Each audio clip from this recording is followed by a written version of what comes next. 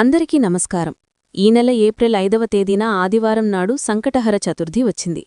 ప్రతి నెలలో కృష్ణపక్షం చతుర్థి నాడు సంకటహర చతుర్థి వస్తుంది. ఈ చతుర్థి రోజున వినాయకుడిని పూజిస్తే చాలు, మీ జీవితంలో ఏర్పడే ఆటంకాలు, కష్టాలన్నీ వెంటనే తొలగిపోయి మీకు మీ కుటుంబానికి మంచి రోజులు ప్రారంభమవుతాయి. అంతటి శక్తి ఈ సంకటహర చతుర్థి వ్రతానికి ఉంటుంది. చాలా సులభంగా చేసుకునే ఈ వ్రతాన్ని ఒక్కసారి ఆచరించి చూడండి. ఖచ్చితంగా మంచి మార్పును చూస్తారు. సంకటహర చతుర్థి పూజ నియమాలు, పాటించాల్సిన విధి విధానాల గురించి ఈ వీడియోలో తెలుసుకుందాం. ఈ నెల ఏప్రిల్ 5వ తేదీన ఆదివారం నాడు సంకటహర చతుర్థి వచ్చింది. ఈ రోజున ఎవరైతే వినాయకుడిని పూజిస్తారో అలాంటి వారికి ఆయురారోగ్యాలను, అష్టైశ్వర్యాలను సులభంగా ప్రసాదిస్తానని స్వయంగా ఆ వినాయకుడే వరమిచ్చాడట. కాబట్టి ఈ చతుర్థి రోజున ప్రతి ఒక్కరూ ఉదయాన్నే నిద్రలేచి ఇంట్లో దీపారాధన చేసుకోండి. ఉదయం 9 గంటలలోపు ఇంట్లో దీపారాధన పూర్తి చేసుకోండి.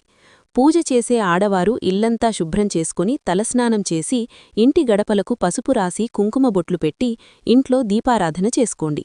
పూజ చేసే ఆడవారు ఎరుపు రంగు వస్త్రాలను ధరించి కాళ్లకు పసుపు రాసుకొని పాపిట్లో కుంకుమ బొట్టు పెట్టుకుని మెడలో నల్లపూసలు ధరించి ఈ వ్రతాన్ని చెయ్యాలి. ఈ సంగ్రహర చతుర్థి వ్రతం కోసం ముందుగానే పూజా సామాగ్రిని సిద్ధం చేసుకుని పెట్టుకోండి.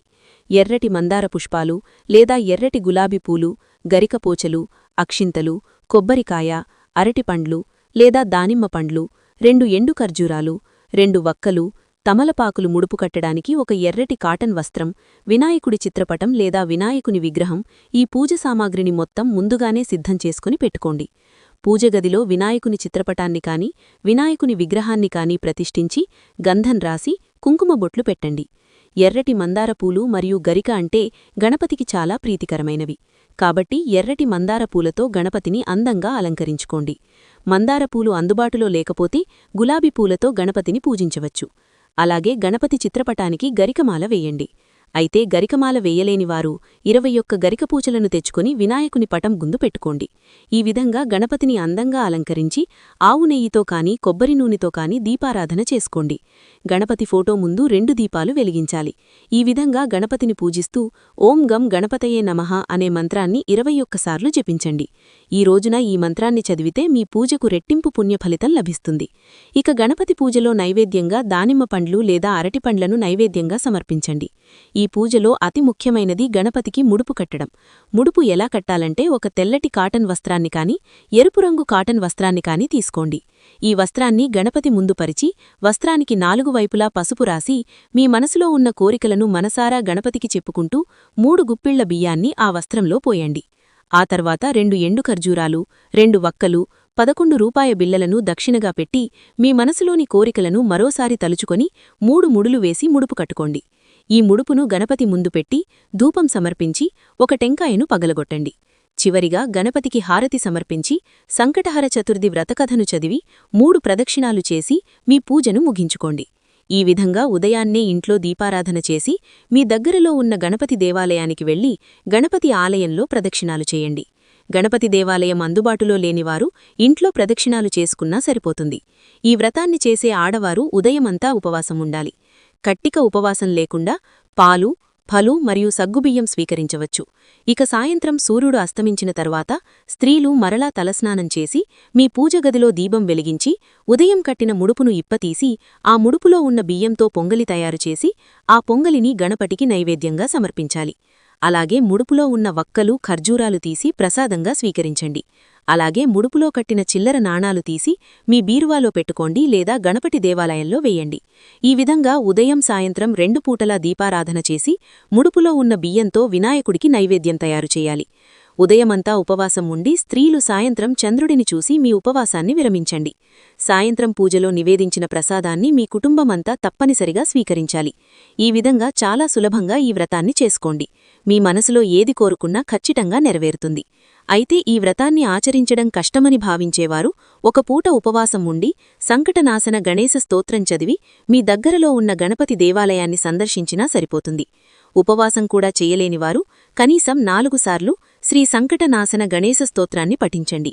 నిజానికి ఈ వ్రతం ఎంతో సులువుగా ఉన్నప్పటికీ ఈ వ్రత విధిలో కొన్ని సందేహాలు రావడం సహజం.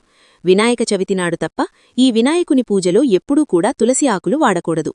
అలాగే గణపతి పూజలో నైవేద్యంగా కుడుములు, ఉండ్రాళ్ళు, అరటిపండ్లు, పాయసం, నువ్వులు, 21 మోదకాలు ఇలా ఏ నైవేద్యాన్నైనా గణపతికి సమర్పించవచ్చు. ఇక ఈ రోజున శుక్రవారం కలిసి వచ్చింది కాబట్టి గణపతితో పాటుగా లక్ష్మీదేవిని కూడా పూజించండి. అలాగే తులసికోటలో నెయ్యి దీపం వెలిగించి తులసికి ప్రదక్షిణాలు చేస్తే డబ్బు సమస్యలన్నీ వెంటనే తొలగిపోతాయి. ముఖ్యంగా చదువుకునే విద్యార్థులు ఈ రోజున గణపతి దేవాలయానికి వెళ్లి గణపతి ముందు 12 గుంజీళ్లు తీయండి. విద్యలో ఆటంకాలు లేకుండా విద్యాబుద్ధులు ప్రాప్తిస్తాయి. ముఖ్యంగా వ్యాపారాలు చేసేవారు మీ దగ్గరలో ఉన్న గణపతి దేవాలయానికి వెళ్లి గణపతి పాదాల దగ్గర గరికను పెట్టి నమస్కారం చేసుకోండి. మీ వ్యాపారంలో నష్టాలు లేకుండా లాభాలు కలుగుతాయి. అలాగే మీ జాతకంలో అదృష్టం లేకపోతే ఈ శుక్రవారం తప్పనిసరిగా గోమాతకు పచ్చిగడ్డిని ఆహారంగా పెట్టి నమస్కారం చేసుకోండి. జాతక దోషాలన్నీ వెంటనే తొలగిపోలి అదృష్టం, ఐశ్వర్యం కలిసివస్తుంది. మీ వంశంలో పితృదోషం ఉంటే మీ కుటుంబంలో తరచూ సమస్యలు ఏర్పడుతూనే ఉంటాయి. కాబట్టి ఈ శుక్రవారం ప్రతి ఒక్కరూ రావి చెట్టుకు 3 ప్రదక్షిణాలు చేసి రావి చెట్టుకు నమస్కారం చేసుకోండి. ఇక కోర్టు సమస్యలు మరియు శత్రుబాధలతో ఇబ్బంది పడేవారు ఈ సంకటహర చతుర్థి రోజున వినాయకుని దేవాలయానికి వెళ్లి గణపతికి మందార పూలు సమర్పించండి. ఈ వ్రతం చేయడం కుదరనివారు ఒక మంచి బ్రాహ్మణుణ్ణి పిలిచి చేయించుకోవడం సర్వవిధాలా శ్రేయస్కరం. ఇక శనిదోషాలతో ఇబ్బంది పడేవారు ఈ రోజున బ్రాహ్మణులకు నల్ల నువ్వులు దానం చేయండి. అలాగే మీ కుటుంబంలో సమస్యలు ఉన్నవారు జిల్లేడు పూలతో గణపతిని పూజిస్తే మీ కుటుంబంలో ఉన్న సమస్యలన్నీ తొలగిపోయి సుఖసంతోషాలు పెరుగుతాయి. అలాగే భార్యాభర్తల మధ్య తరచు గొడవలు ఏర్పడుతుంటే గణపతి దేవాలయానికి వెళ్లి గణపతికి అరటిపండ్లు సమర్పించండి. భార్యాభర్తల మధ్య సఖ్యత పెరుగుతుంది. ముఖ్యంగా ఈ సంకటనర చతుర్థి రోజున మీ ఇంటి గుమ్మం బయట కుంకుమతో స్వస్తిక్ గుర్తును వేసుకోండి. మీ ఇంట్లో ఉన్న నెగటివ్ ఎనర్జీ మొత్తం తొలగిపోయి మీ ఇంట్లోకి పాజిటివ్ ఎనర్జీ ప్రవేశిస్తుంది. ఇక ఉద్యోగం కోసం ఎదురుచూసేవారు ఈ సంకటహర చతుర్థి రోజున చదువుకునే విద్యార్థులకు పుస్తకాలు మరియు పెన్నులను దానంగా ఇవ్వండి. మీరు కోరుకున్న ఉద్యోగం త్వరగా లభిస్తుంది. దీర్ఘకాలిక అనారోగ్య సమస్యలతో బాధపడేవారు ఈ సంకటహర చతుర్థి నాడు రాత్రి సమయంలో చంద్రుడికి పచ్చిపాలతో అర్ఘ్యం సమర్పించండి. అనారోగ్య సమస్యలన్నీ తొలగిపోయి మీ ఆయుష్షు పెరుగుతుంది. ఈ సంకటనర చతుర్థి వ్రతాన్ని ఆచరిస్తే కలిగే లాభాలేమిటో తెలుసుకుందాం. సంతానం లేనివారికి సంతాన ప్రాప్తి, రాజ్యప్రాప్తి, కుజదోష నివారణం, అకాల మృత్యుహరణం, జ్ఞానప్రాప్తి, ఆయురారోగ్యాలు, అష్టైశ్వర్యాలు, రుణ విముక్తి, వివాహం కానివారికి వివాహయోగం, పనుల్లో ఆటంకాలు లేకుండా విజయప్రాప్తి, జాతకదోష నివారణ ఇలాంటి సమస్యలన్నీ వెంటనే తొలగిపోతాయి. అనేక లాభాలు ఉన్న ఈ వ్రతాన్ని ప్రతి నెలా చేస్తూ ఉంటే మీ కుటుంబంలో కష్టాలు లేకుండా సుఖసంతోషాలు పెరుగుతాయి. చూశారు కదా ఈ వీడియోని. ఈ వీడియో గనక మీకు నచ్చినట్లయితే లైక్ చేయండి, షేర్ చేయండి, సబ్స్క్రైబ్ చేసుకోండి. Thank you for watching.